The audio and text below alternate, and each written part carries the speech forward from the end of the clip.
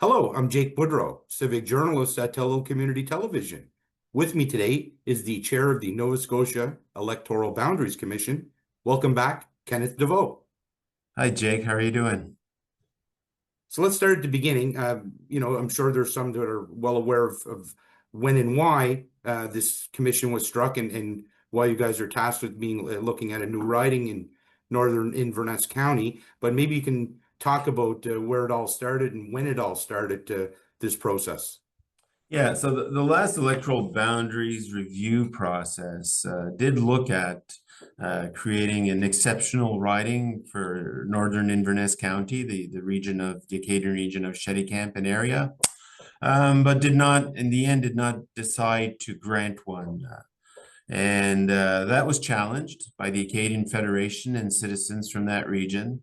They won their challenge, and the legislature promptly struck a committee to modify, I guess, the Legislature Act to strike a special committee. Normally, Electoral Boundaries Committee review electoral boundaries independently and in a nonpartisan way every 10 years. Pursuant to the court challenge, the legislature struck a special committee, and I was asked to chair that committee, and we're in the process right now of reviewing the current boundaries and looking at options and different scenarios that might better assure effective representation for that part of Cape Breton. Now, the reason why essentially is the preservation of minority language rights, in that Francophones in that area require a riding that represents that. Is that? I don't think it would be fair to summarize that to that one issue. So exceptional riding. So Nova Scotia's law, the Legislature Act, sees to it that ridings in Nova Scotia should normally be between plus or minus 25% of the average riding size in Nova Scotia. So an average riding in Nova Scotia has approximately 14,000 electors. Inverness, as it sits right now, actually has 14,000 electors, very, very close to that ratio. But the law also sees to it that exceptions can be made to that, so that ridings can actually be larger or smaller, more than likely, than that 25% threshold in exceptional circumstances to assure for effective representation. And when you're talking about effective representation, we look at geography, we look at numbers, of course. It's a prime consideration, but to assure effective representation, deviation is often necessary, and sometimes large deviations. And things that are taken into account: geography, existing political boundaries, culture, history, and language. So all those factors are being taken into consideration currently. So you're probably speaking to me sitting in the riding of Richmond, I assume. Richmond is an exceptional riding. It's about half the size of the normal riding in Nova Scotia, and that riding was made smaller to increase the voter weight of Acadians and Francophones from that county, that area.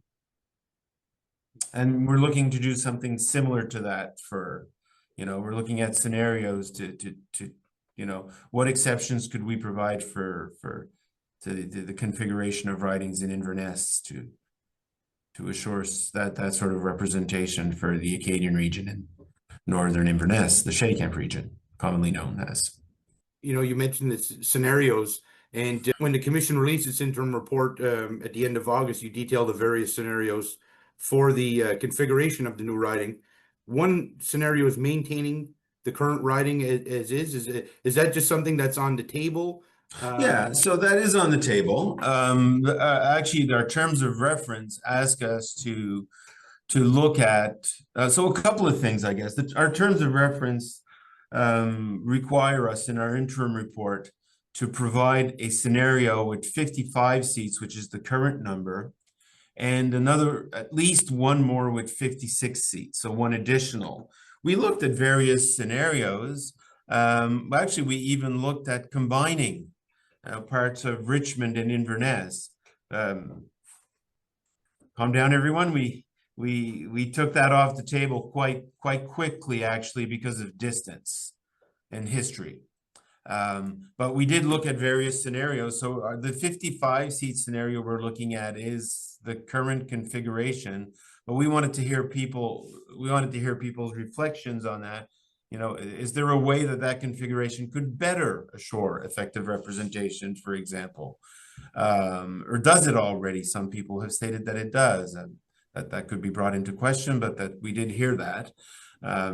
So it is one scenario we're looking at, and there are two other scenarios we're looking at currently, which are essentially subdividing Inverness into two different parts. And we've just got back this past weekend from what was it, the 5th through the 4th through the 6th. We were in Inverness. We met people in Mabou, Shettycamp, Marguerite Forks, and in Waikokamak. To hear their take on those scenarios, and also to hear suggestions of other scenarios that might assure effective representation for that region. So we are right in the middle of hearing what people have to say, and we're still open to hearing from people. Actually, the process or the ability or the provision to submit written reports is still open. So anyone who would want to comment on the question of effective representation, any of the work of the commission, you know, questions of effective representation, boundary configurations, riding names, those are all things that are still up for suggestions if people want to. But although now the process is it's a written process now, people would have to submit in writing. It seems like the two scenarios you just mentioned outside of the status quo seem to be you're looking at how much of the Marguerite and maybe how much of the eastern boundary you're going to include, and that seems to be what you guys are weighing right now. So those two scenarios, one essentially draws a line right down the center of the Marguerite River up to Doyle's Bridge, and then along a mountain ridge, and you know, natural configurations. And it includes, so it would include East Marguerite and all the villages right up to right up to the northern tip of Inverness County. So all the villages right from East Marguerite through Shettycamp or through to Pleasant Bay, including Shettycamp, I might say, and the Inverness County part of the Highlands. Yeah, essentially you're looking at the northernmost part of the current riding of Inverness and deciding how much to include within that. Exactly. So that first scenario we put up for consultation or for feedback was that one where we drew the line right down the Marguerite River. And the second one that we put up, we're calling scenario 2 in our interim report, we tried as best as we could to include all the villages that make up the community of the Marguerites. And we're interested in hearing what people would have to say about that scenario. In that case, the line would be further south, so somewhere between Inverness and Marguerite and the Marguerites. Now, in reading the interim report, there was a term that was used called francophone weight, which I assume is you guys are trying to decide how many francophone voters, people who speak French, Acadians, whatever, that you're going to include in that. So is that essentially what we're talking about when you mention francophone weight? Yeah, well, francophone weight is an indicator. I don't want to get too technical because that's a sort of it could be risky there because that sort of draws into my research background. It's not a perfect indicator.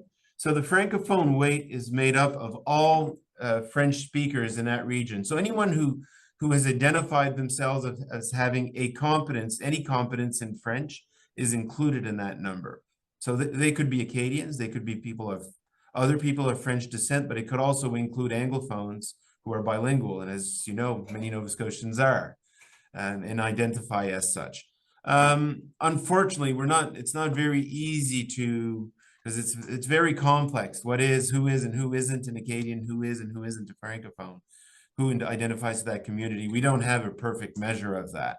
But we did hear, for example, when we were in Marguerite, a lot of people told us, well, we identify as Acadians. We may not speak French for, for a number of reasons that I won't go into, but I'm sure that the listeners would know what I'm talking about, schooling, family configurations, and so forth, and history.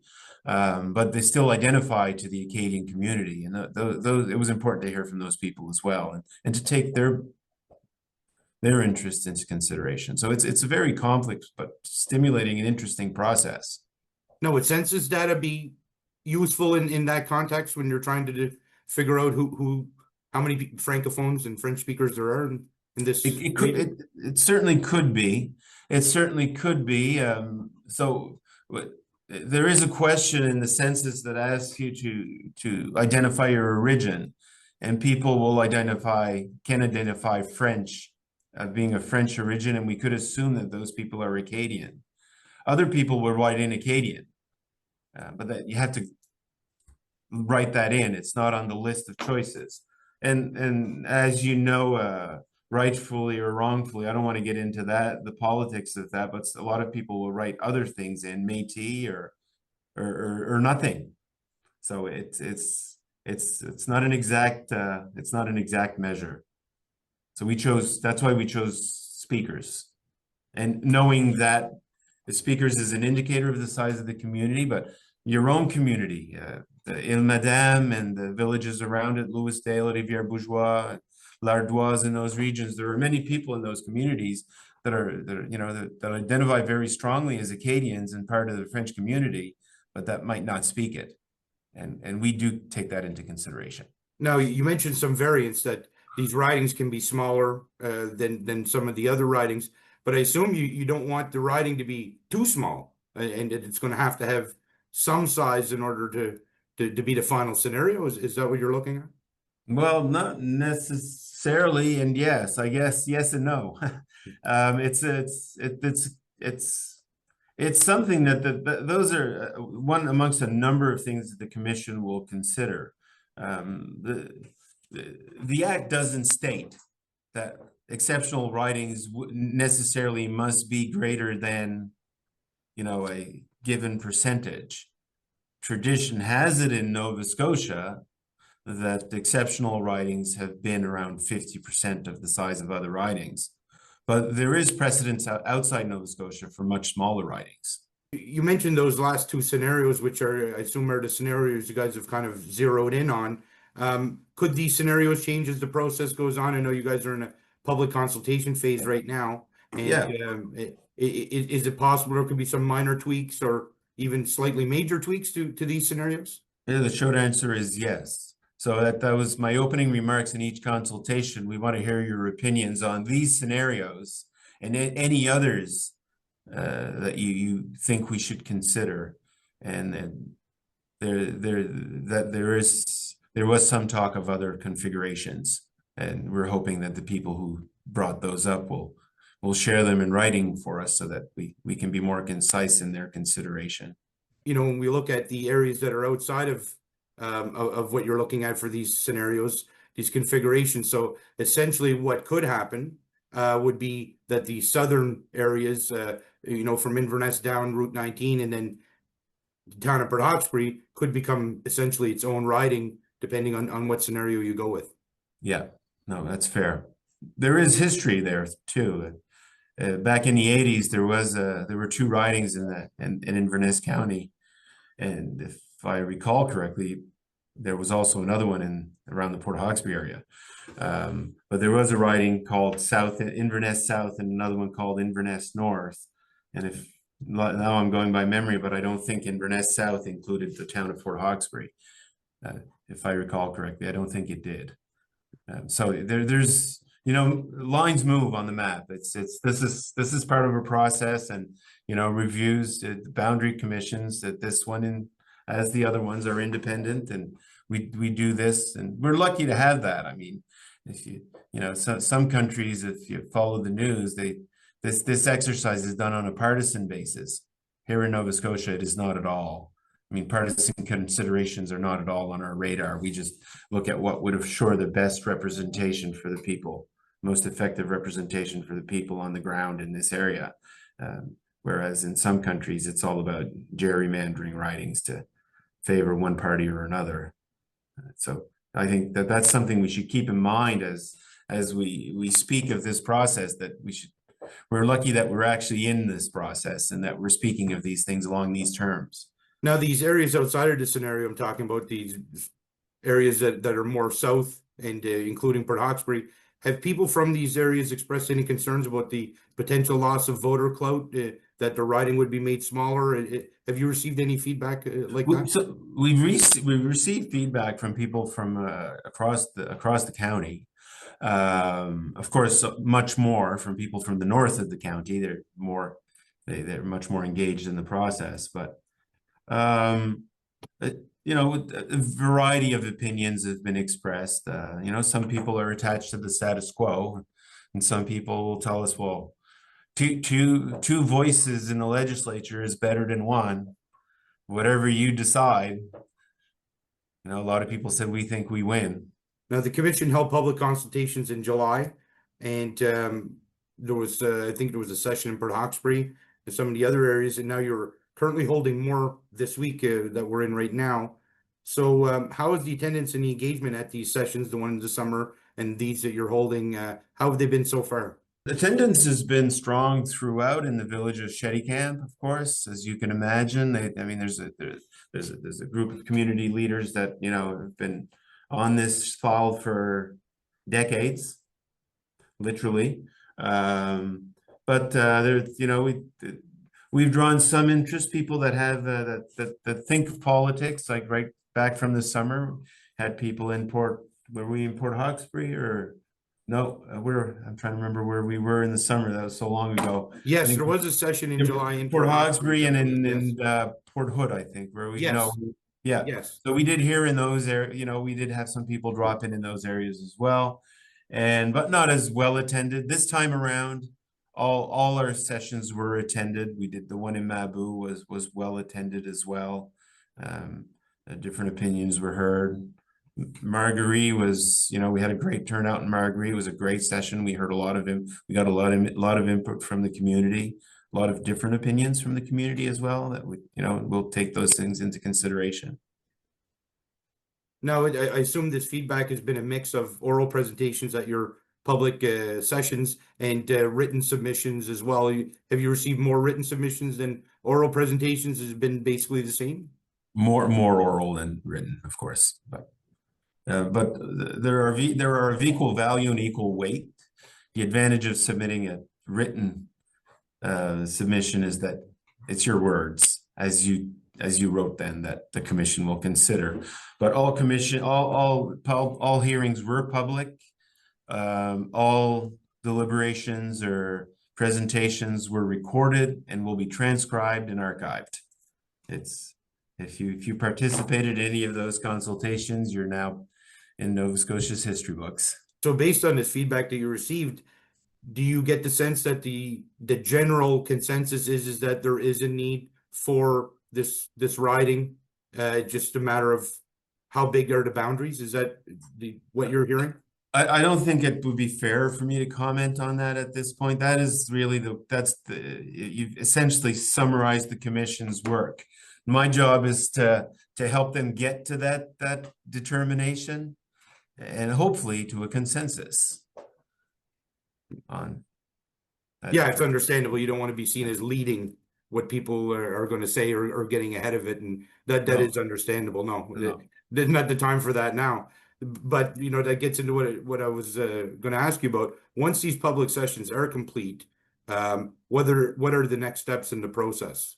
So we know where our end line is, which is January 30th. We have to submit a final report to the Premier, and it will be rendered public at that point when we do. And that report will have one final recommendation in it. And that recommendation, but essentially our work is done at that point. We've done our job, and then after that, it's up to the legislature to do it with that recommendation, what it sees fit.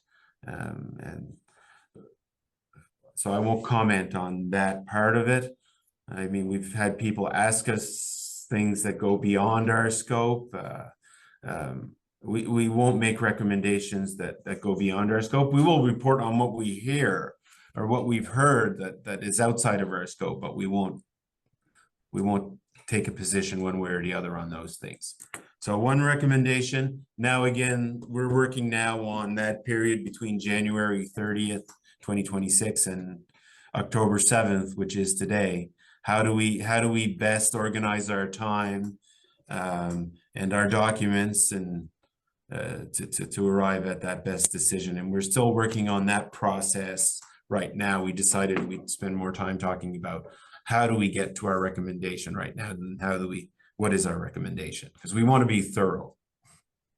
Yeah, and as you said, once you do the final report and it's complete, it's basically out of your hands. Do you have an idea how long it's going to take to make this riding official? I assume it's going to be before the next provincial election, obviously, but is it hard to say how long that process could take? So the province has some leeway, but it has to statute. So essentially what happens when our recommendation will constitute a modification or a possible modification to the Legislature Act. So if we were to create a new riding, that's modification, or new ridings. That's a modification of the act. Once the legislature votes on that it takes into effect. Now, what happens after that, if there are by-elections that follow that or not, that's not up to the commission. That's up to the government. Well, that's great. I really appreciate you taking time to answer my questions. Thank you very much.